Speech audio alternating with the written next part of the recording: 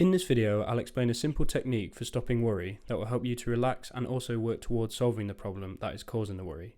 This technique comes from the book How to Stop Worrying and Start Living by Dale Carnegie.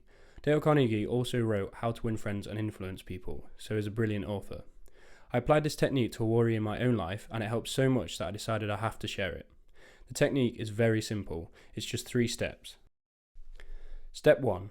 Analyse and work out what is the absolute worst possible outcome of the situation. Step 2. Accept that outcome. Step 3. Work towards improving the worst possible outcome. It sounds very simple, but it actually works. So here's an example of how this really helped in my life. I was in my second year of university when I decided that university wasn't for me and that I wanted to leave and start my own business. I was very happy with the decision and I knew that it was right. The only issue was that I'd already signed a contract to live in a house in my 3rd year.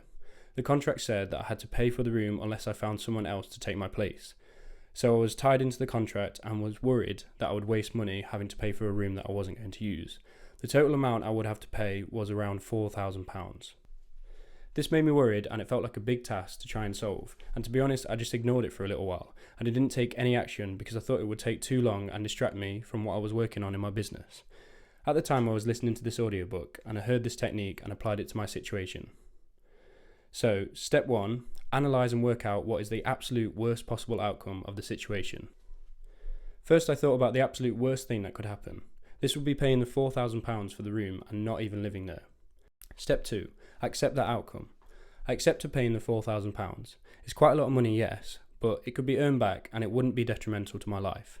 Also, my plans for my online business was to make much more money than this each and every week, so I knew in the end it wouldn't matter. Step 3, work towards improving the worst possible outcome. So now I'd accepted the fact that I might pay the £4,000 and realised it really wasn't all that bad. I started to relax and the ideas about improving the worst possible outcome started to pop into my head. The first idea I had was maybe I could find someone much easier if I advertised the room at half price. I'd pay the landlord £2,000 and the other person would pay the other £2,000. Next I thought about how the contract was around 10 months long and I realised I wouldn't have to pay the £2,000 in a lump sum, so I could pay £200 a month for 10 months instead. Then I had the idea of offering a reward for finding someone to take my room. I'd give whoever found a person to take my place in the house £500 reward for doing so. This whole process only took around 10 minutes. In 10 minutes I'd gone from paying £4,000 to £500. The ideas kept flowing because as the amount I was going to pay reduced more and more, I was feeling better and better about the situation. I thought about reducing it further. What if I just paid someone £10 an hour to search online for someone to take my place? I thought in reality it would probably only take around 8 hours of proper work to find someone, so this would be £80. I was very happy to accept an £80 loss, as it was literally 50 times smaller than the £4,000 I'd already accepted losing. You know what actually happened? The first day I took action, I messaged the other people who were going to be living in the house to quickly ask if they knew anyone who was interested, and they'd already found someone. I messaged him, gave him more information, and he really liked the place. Within a week or so, and about an hour of effort, I was released from the contract and the other guy took my place. It was that easy, but my worry about the situation had actually stopped me from taking action. Remember, if you devoted half as much time to solving your problems as you do worrying about them, you wouldn't have any problems. Mark Twain said, "I've had a lot of worries in my life, most of which never happened." And this shows an example. I had worried needlessly because just a little action towards fixing the problem and it was gone.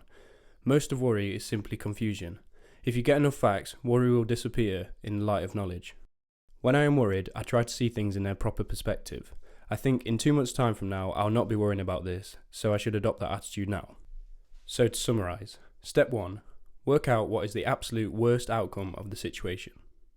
Step 2, accept that outcome. Step 3, work towards improving the worst possible outcome. Apply this to your worries and they will quickly shrink and eventually disappear completely. Remember, worry is like a rocking chair. It gives you something to do, but it never gets you anywhere.